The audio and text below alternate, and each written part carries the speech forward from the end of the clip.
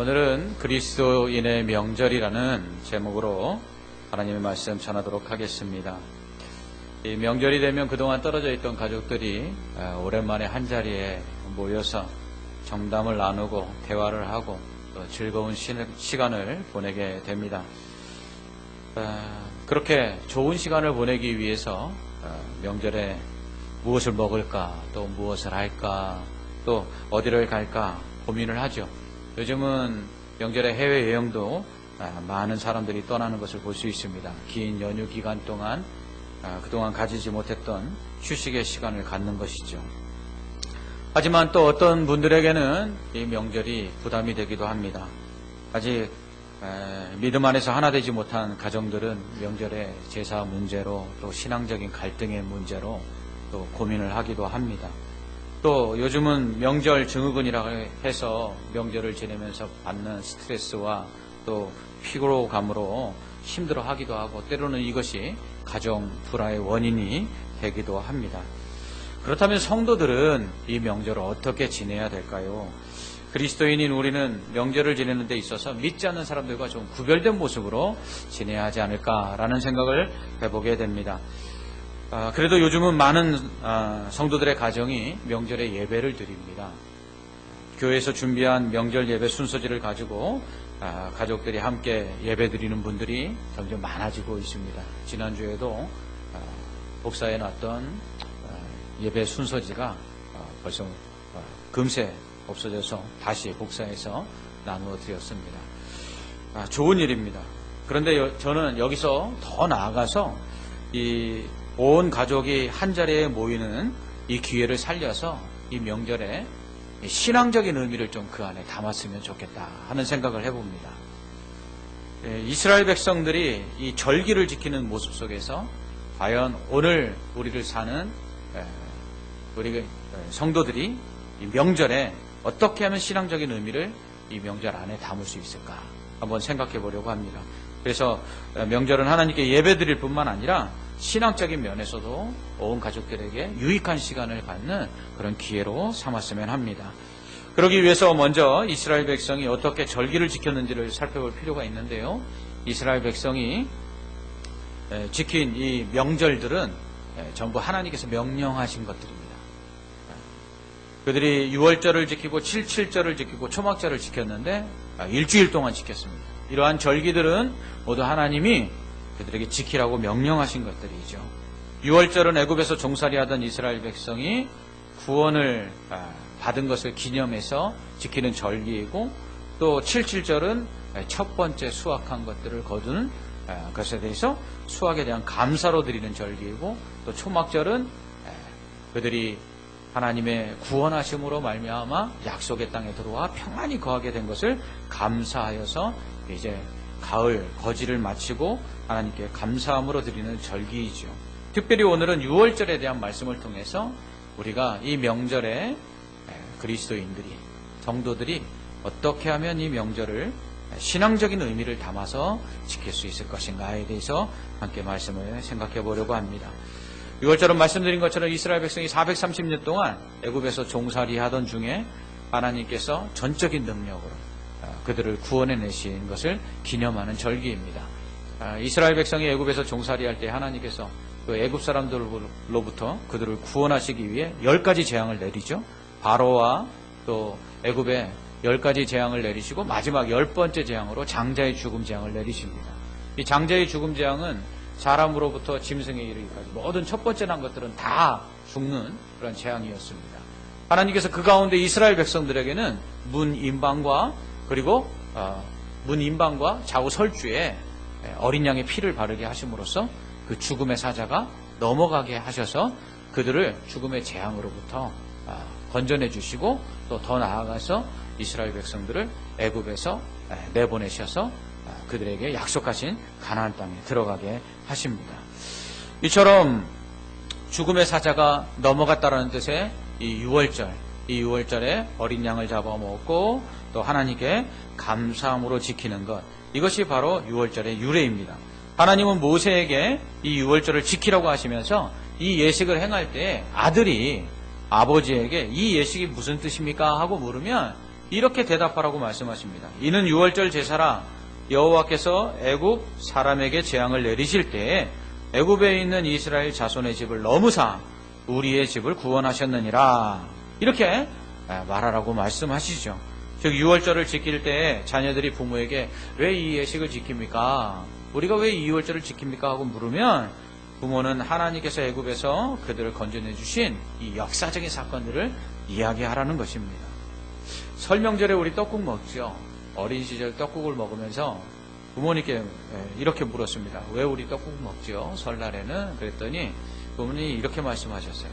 흰 가래떡을 가지고 떡국을 먹는 이유는 흰 색깔이 무탈, 무병을 의미하고 긴 가래떡이 장수를 의미하기 때문에 한 해 더 한 살을 더 먹으면서 떡국을 먹어서 건강하고 또 무탈하게 장수하면서 그렇게 나이를 먹어가라는 뜻으로 떡국을 먹는다. 이렇게 말씀을 하셨습니다. 이처럼 명절에는 우리가 먹는 음식뿐만 아니라 선물이나 그리고 놀이 등에도 다 의미가 담겨져 있는 것이죠. 이북 지방에서는 설날에 만두를 먹죠. 만두를 먹는 이유는 이 만두가 주머니를 상징해서 그 안에 속이 꽉 차듯이 이 돈주머니와 복주머니에 돈과 그리고 복이 가득 차기를 바란다는 마음으로 그렇게 만두국을 끓여서 먹는다고 합니다. 복주머니를 선물하는 이유도 비슷한 이유죠. 올해에는 돈복이 들어오고 재물복이 있어서 주머니가 가득 차라라는 의미로 주머니를 선물합니다. 또 설에 복조리를 선물하죠. 이 조리는 쌀을 일구어 밥을 짓는 데 쓰는 도구입니다. 예전에는 쌀이 너무 귀했죠. 그래서 밥 지어 먹을 일들도 없을 만큼 끼니를 거르는 것이 다반사였습니다. 그러한 시절에 올해에는 좀 밥 지어 먹을 수 있는 그러한 쌀이 집에 많이 들어와라. 이런 의미로 복조리를 선물을 했습니다. 또 정월 초하루에는 보름까지 윷놀이를 합니다. 이 유파는 땅을 의미하는데요. 농토를 의미합니다. 밭이나 논을 의미하고요. 또 윷말은 돈은 돼지, 개는 개, 벌은 보통 우리가 닭으로 아는데 이 양이랍니다. 그리고 유춘, 소, 모는 말을 상징해서요. 즉 가축의 크기와 빠르기에 따라서 유패의 바수와 윷말의 움직임이 결정되는 게임이죠. 윷놀이는 말을 쓰는 기술이 좋아야 이길 수 있습니다만 그러나 이 윷놀이의 묘미는 우연성입니다. 그렇기 때문에 아무리 유판을 잘 쓰는 사람이 어린아이하고 경기를 해도 어린아이가 이길 수 있는 것은 이처럼 우연성이 그 게임의 묘미이기 때문입니다. 이러한 윷놀이를 가족들과 마을 사람들이 함께 즐김으로써 공동체성을 함양하고 나아가서 그 해에 그 땅에 이렇게 윷말을 놓고 하는 것처럼 풍년이 들기를 기원하는 소망을 담아서 이 윷놀이를 하는 것입니다. 이처럼 명절에 우리가 먹는 음식이나 선물, 놀이 등도 다 의미가 담겨 있듯이 또 그런 의미를 알게 될 때 우리가 더 뜻깊게 명절을 보낼 수 있듯이 이스라엘 백성들은 명절마다 그 명절에 담긴 의미들을 다시 한번 되새기고 후손들에게 그것을 가르쳤습니다. 물론 우리의 명절은 이스라엘의 절기와 그 유래가 담고 있는 의미와는 상당히 다른 면이 있지요.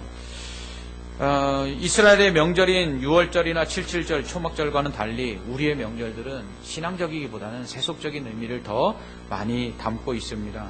오히려 신앙적인 면에서 그리스도인들에게 영적인 의미를 되새겨볼 수 있는 절기라고 한다면 설이나 추석보다는 부활절이나 성탄절이라 할 수 있을 것입니다. 하지만 설이나 추석에 온 가족들이 함께 모일 수 있는 이 기회를 틈타서 우리는 신앙적이고 영적인 의미를 이 명절에 부여해 보는 것이 좋겠다라는 생각을 해보게 됩니다.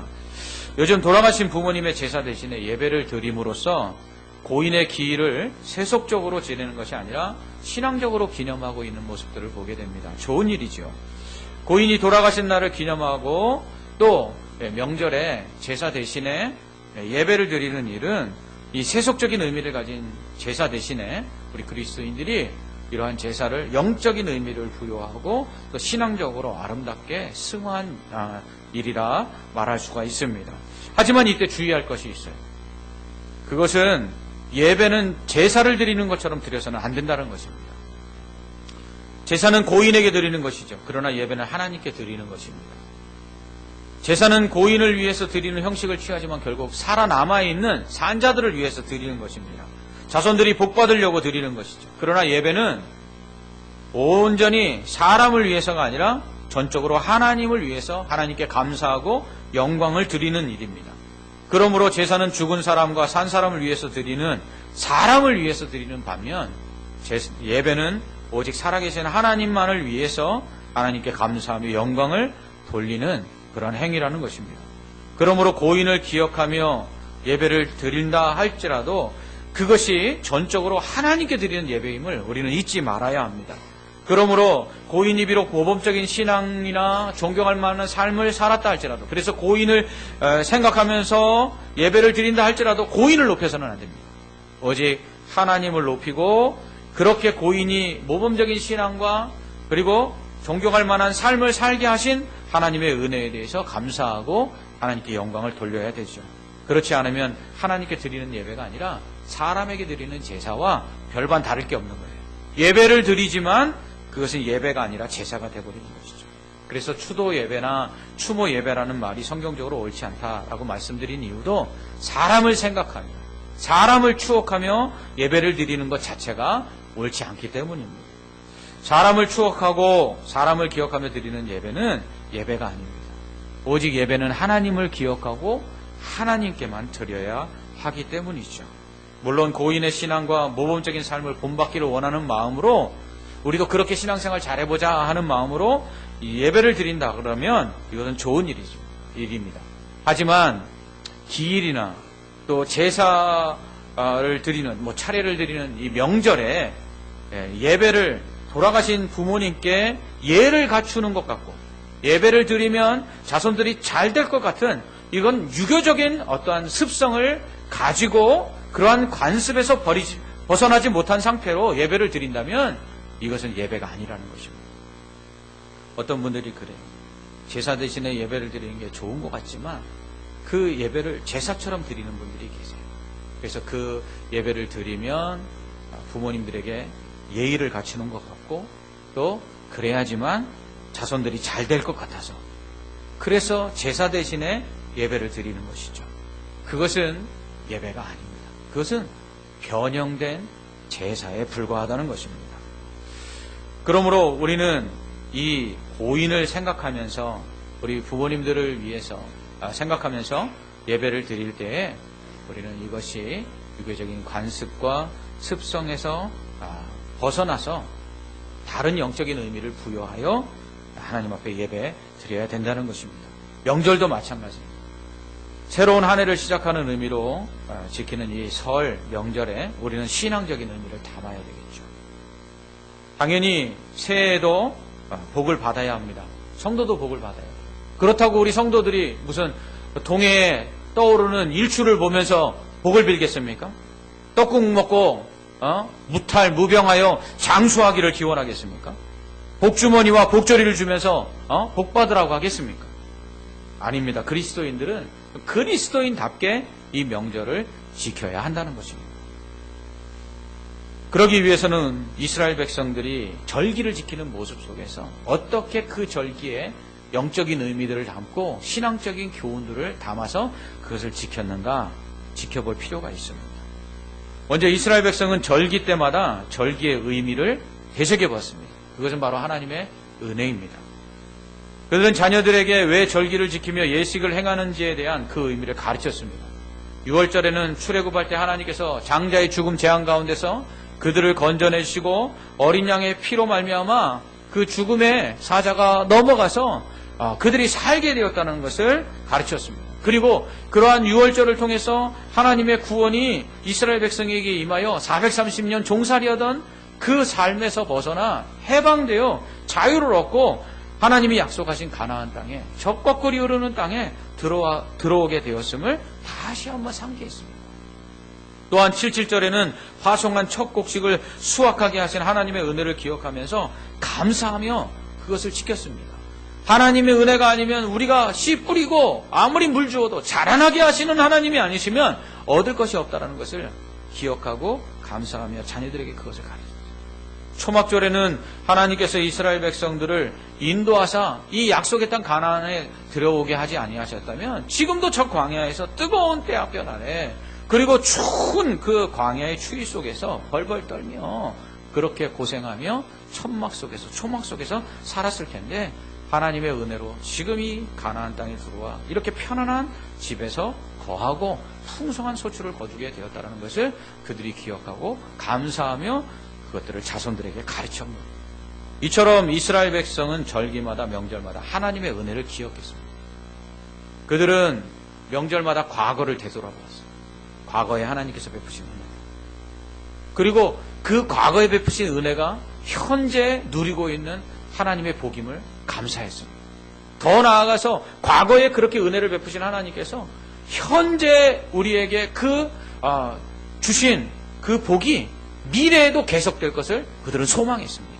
이처럼 명절마다 이스라엘 백성들은 과거에 하나님의 은혜를 되새기며 감사하고 현재 그 은혜가 머물고 있음에 대해서 기뻐하며 그리고 미래에도 하나님의 계속되는 불변의 은혜가 임할 것을 소망하고 기대했습니다. 그것이 바로 이스라엘 백성들이 명절에 행했던 일들이죠. 우리도 새해가 되면 지난 과거 한 해 동안 하나님이 우리에게 베푸신 은혜들을 되돌아보는 시간을 가져야 합니다. 하나님의 은혜 때문에 우리가 그 모든 시간들을 잘 지내왔다는 거죠. 그것을 기억하고 감사하고 더 나아가서 또한 그 은혜로 지금 현재 우리가 이렇게 평안을 누리고 있다고 또한 하나님께 감사해야 합니다. 더 나아가서 그러한 은혜를 베푸셔서 과거에도 오늘에도 현재에도 변함없으신 은혜를 베푸시는 그 하나님께서 미래에도 우리에게 또 다른 은혜를 주셔서 기쁨과 감사가 넘치게 하실 것을 우리가 소망하며 기대하는 시간이 바로 명절이 되어야 된다는 것이죠. 우리가 명절에 예배를 드리는 것은 그냥 단지 제사 안 드리니까 그냥 하나님께 예배 드리자 해서 드리는 것이 아니라 바로 이 예배를 통해서 과거를 되돌아보고 그 과거에 베푸신 은혜를 기억하여 감사하고 그 은혜로 말미암아 현재가 있음에 대해서 기뻐하고 그리고 더 나아가서 미래 역시 그러한 은혜 가운데서 하나님이 함께 하실 것을 다시 한번 소망하는 가운데 하나님께 영광을 돌려야 한다는 것입니다. 하지만 이스라엘 백성들은 이런 절기를 제대로 지키지 않았어요. 이스라엘 백성들이 유월절을 제대로 지키지 않으니까 그들은 과거에 하나님께서 베푸신 은혜들을 잊어버렸어요. 그러니까 과거에 은혜를 베푸신 그 하나님께서 함께 하시는 것을 기억하지를 못하니까 현재 자신들이 처한 상황 속에서 불안해하는 거예요. 더 나아가서 현재가 불안하니까 미래까지도 소망할 수가 없고 기대할 수가 없는 것이죠. 그런 가운데 그들은 결국은 하나님 아닌 우상을 숭배하고 또 다른 복을 달라고 우상 앞에 가서 절했던 것입니다. 그러므로 우리는 이 명절에 과거를 되돌아보고 과거에 베푸신 은혜에 감사하며 현재의 그 은혜가 계속되고 있음에 기뻐하고 앞으로 미래에도 그 은혜가 변함없이 우리에게 임할 것을 소망하고 기대하며 나아가야 하는 것입니다. 그럴 때 우리는 새로운 한 해를 시작하면서 알파와 오메가 되시고 시작과 끝이 되시는 그 하나님께 모든 것을 맡겨드릴 때에 과거에도 그리고 현재에도 미래에도 우리는 늘 기뻐하고 감사할 수 있게 될 줄 믿습니다. 이처럼 명절을 하나님의 은혜를 되새겨보는 시간으로 사용한다면 무엇보다도 하나님의 구원의 은혜를 되새겨보는 시간이 돼야 된다는 것입니다. 이스라엘 백성들은 유월절에 하나님의 은혜 가운데서도 특별히 어린 양의 피로 말미암아 그들이 죽음의 재앙에서 구원받았음을 다시 한번 상기했습니다. 우리도 마찬가지예요. 예수 그리스도가 아니면 예수 그리스도의 십자가의 그 보혈의 공로가 아니면 우리가 살 수 없음을 다시 한번 상기해보고 그 구원의 은혜에 대하여 다시 한번 감사하는 시간을 가져야 합니다. 우리의 공로가 아닌 예수 그리스도의 공로로 말미암아 죄사함을 받고 의롭다함을 얻은 이 은혜가 얼마나 큰지를 우리는 다시 한번 되새겨봐야 합니다. 오늘날 점점 신앙의 대물림이 어려워지고 있어요. 아이들의 수가 준 것도 문제지만 물질 만능주의 시대의 돈과 출세와 성공이라는 명분 아래 우리의 자녀들이 세상으로, 학교로, 직장으로 그렇게 점점 교회를 멀리 떠나가고 있습니다. 교회보다 학교, 또 세상적인 즐거움들, 그러한 것들을 추구하며 그들이 거기에 현혹돼서 믿음에서 떠나가고 있어요. 그런데 부모들도 여기에 대해서 어떤 힘이 없어요. 오히려 부모들 중에는 신앙보다 세상적인 성공과 출세, 명예가 더 가치 있다고 여기고 그것을 얻으라고 자녀들을 신앙보다 그러한 세상적인 것을 우선으로 살게 하는 경우들이 있습니다. 이런 가운데 어린 시절 교회 학교를 다녔던 사람들도 청년이 되면서 교회를 떠나거나 아예 신앙에서 멀어지는 것을 보게 됩니다. 그러므로 이 명절에 우리는 우리 자녀들에게 끊임없이 복음을 다시 전해야 합니다. 그리고 그들의 믿음을 점검해야 합니다. 이스라엘 백성이 절기를 지키는 동안에 그들이 하나님을 섬겼습니다. 그러나 그 절기를 지키지 않을 때 하나님을 멀리 떠나 우상을 숭배하고 범죄했습니다. 이는 이스라엘 백성이 그 자녀들에게 과거에 하나님이 베푸신 은혜들을 기억하지 못하게 했고 또 현재 누리고 있는 은혜가 하나님의 은혜임을 가르치지 않았고 더 미래에도 하나님께서 그런 은혜를 주셔야만 살 수 있다는 것을 가르치지 않았기 때문에 그래요. 그런 의미에서 명절에 그리스도인인 우리는 자녀들의 신앙을 좀 점검해봐요. 그들이 다시 한번 세상 죄를 지고 십자가에 달려 죽으심으로 인류의 죄를 사해주신 예수 그리스도의 보혈의 은혜로 구원받았음을 기억하도록 해야 해요. 그리고 예수 그리스도를 믿는지 점검하고 믿음으로만 영생을 얻고 천국에 들어간다는 것을 다시 한번 확인해야 합니다. 그리고 정말 천국을 소망하는지, 정말 예수 믿고 구원의 확신이 있는지를 다시 한번 확인해야 합니다. 매 순간 확인해야 합니다. 매년 확인합니다. 특별히 명절에 이것을 확인해야 합니다. 예수 그리스도가 누구신지, 예수 그리스도를 믿고는 있는지, 믿음으로 말미암아 구원을 얻고 영생하는 저 천국에 들어갈 확신은 있는지 점검해야 합니다. 만일 없다면 다시 전해야 합니다. 주님을 멀리 떠나가기 전에, 교회를 떠나가기 전에 다시 한번 우리 자녀들에게 이 복음을 전해야 합니다. 멀리까지 가서 전할 것이 없습니다. 우리의 자녀들이 정말 구원을 받았는지, 이 구원의 은혜 가운데 거하고 있는지 다시 한번 점검해야 합니다. 어린 양의 고혈의 피가 문설주와 인방에 발라져 있을 때 죽음의 사자가 넘어간 것처럼, 죽음의 심판이 넘어간 것처럼 우리의 자녀들의 이마에 예수 그리스도의 보혈에 그 인치심이 있는지 확인해야 합니다. 한 번은 이 모세의 그 출애굽 사건을 다룬 영화를 본 적이 있습니다. 이제 모세의 말을 듣고 이스라엘 백성들이 어린 양을 잡아서 그 피를 문설주와 인방에 바르고 집안에 들어가 어린 양을 먹으며 이제 그 재앙이 지나가기를 기다리고 있을 때 아들이 아버지에게 묻습니다. 아버지, 그런데 어린 양의 피는 문설주와 인방에 바르셨나요? 아버지는 아차 싶어서 문 밖으로 나가봤습니다. 그러자 문에는 어린 양의 피가 발라져 있지 않았습니다. 그러자 불이 나게 어린 양의 피를 그 설주와 인방에 발랐을 때 죽음의 사자가 그 집을 그 즉시 넘어가는 모습이 영화에 크로적됐습니다. 우리의 자녀들의 이 심령에는 예수 그리스도의 어린 양의 피가 발라져 있는지요? 그 이마에는 예수 그리스도의 그 피로 인치심을 받아 그 사망이 넘어가고 영생을 얻었는지요? 우리는 점검해 봐야 합니다. 나중에 후회하지 않으려면 미리 점검해야 합니다. 더 늦기 전에 우리의 자녀들이 믿음을 떠난 후에 후회하지 말고 미리 점검해야 합니다.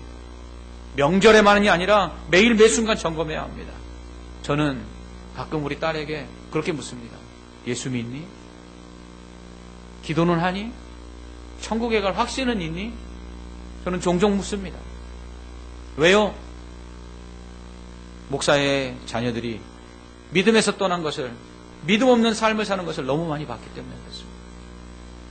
신학교 다니던 시절 목사의 아들들과 장로의 아들들이 부모님의 소원으로 신학교에 코가 깨갖고 끌려와서는 믿음에서 떠나 술 마시고 담배 피며 당구장에서 하루 종일 소일을 하는 그런 모습들을 보았습니다.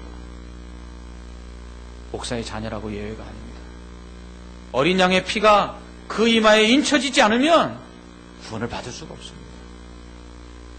우리는 이 명절에 우리의 가족들이 정말 어린 양의 그 보혈에 피가 발라져 있는 그 집 안에 있는지, 정말 그 이마에 성령의 인치심을 받아 어린 양의 보혈로 말미암아 구원의 표가 있는지 점검을 해봐야 합니다.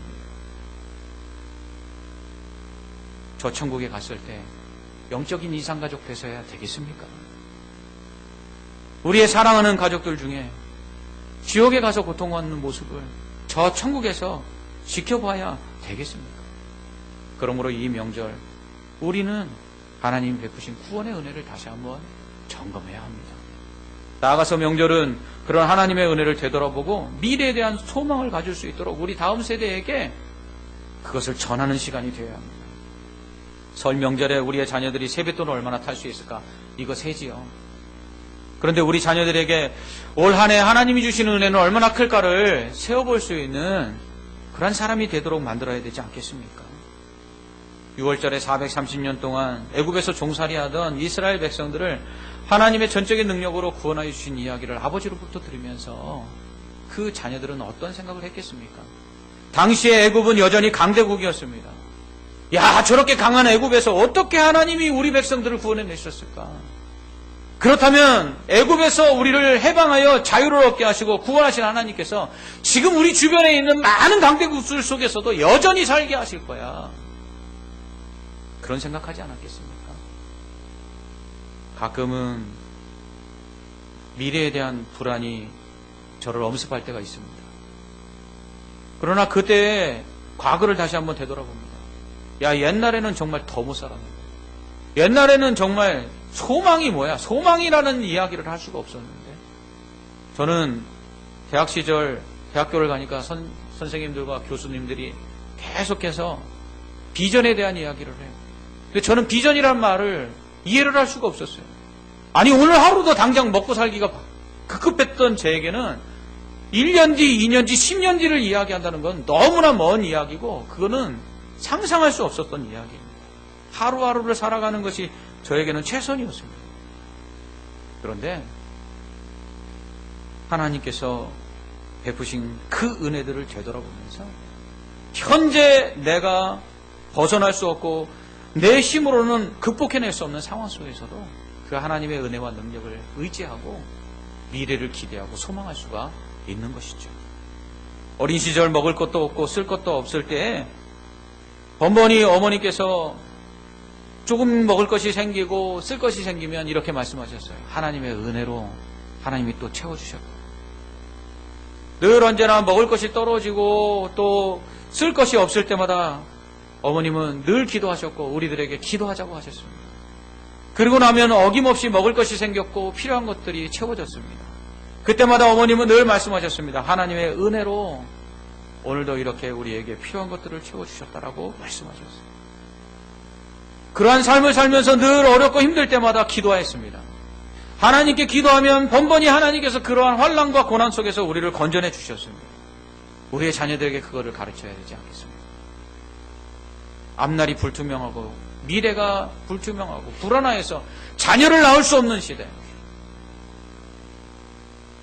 생명은 연장이 되어서 100세를 사는데 이미 60세가 넘으면 더 이상 할 일이 없는 시대. 과연 우리는 그런 시대를 살면서 불안에 떨고 걱정하고 염려합니다.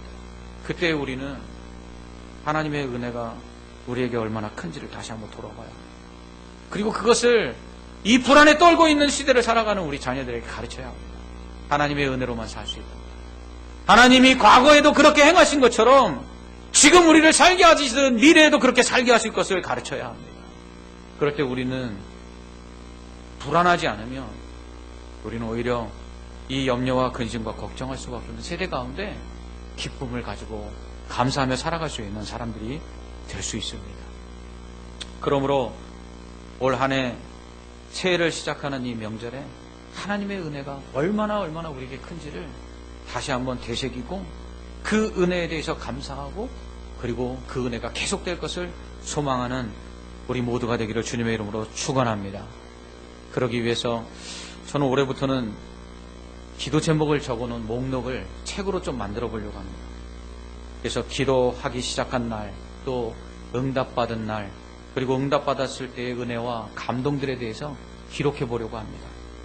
그래서 다음 설에는 한 해 동안 하나님께서 내가 기도한 것에 대해서 얼마나 신실하게 응답하셨고 그 응답하심으로 인해서 얼마나 기쁘고 감사했는지를 다음 설에는 가족들과 함께 나눠보려고 합니다. 그리고 이렇게 한 해를 은혜 가운데 지켜주신 하나님께서 새로운 한 해 역시 은혜 가운데 붙들어 주실 것을 가족들과 함께 기대하고 함께 기대하며 나아가려고 합니다. 작년보다 올해 얼마나 통장 잔고가 늘었는지만 확인하지 말고요. 영적인 은혜의 통장에 하나님의 은혜의 잔고가 얼마나 더 늘어났는지를 세어보았으면 좋겠습니다. 명절이 하나님의 은혜를 세는 시간이 되기를 원합니다.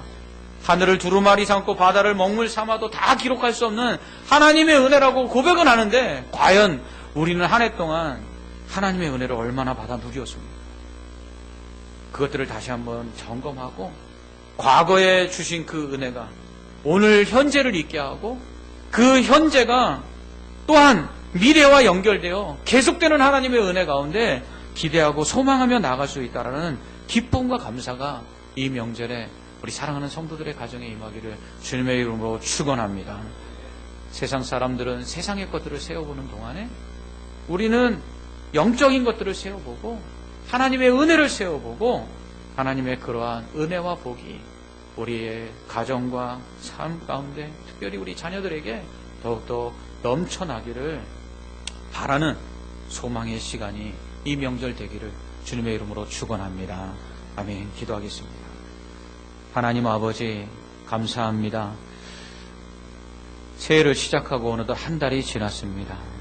한 달 동안 우리가 계획하고 진행한 일들이 얼마나 이루어졌는지요. 하나님의 은혜로 여기까지 올 수 있었음을 다시 한번 고백합니다. 이제 설 명절에 하나님 주신 은혜를 다시 한번 되새겨보고 그 과거에 우리에게 은혜를 베푸신 하나님이 오늘 현재를 있게 하심에 감사하며 더 나아가서 미래에도 동일한 은혜로 아니 더 큰 은혜로 함께 하실 것을 소망하는 가운데 기쁨과 기대를 가지고 나아갈 수 있는 우리 성도들 되게 하여 주시옵소서. 이 명절에 세상의 음식 먹고 기뻐하고 세상의 놀이에 즐거워하기보다 영적인 하나님의 은혜를 세워보고 하나님의 그 은혜 가운데 기뻐하고 감사할 수 있는 귀한 그리스도인의 명절 될 수 있도록 하나님 함께하여 주시옵소서. 예수님 이름으로 기도하옵나이다. 아멘.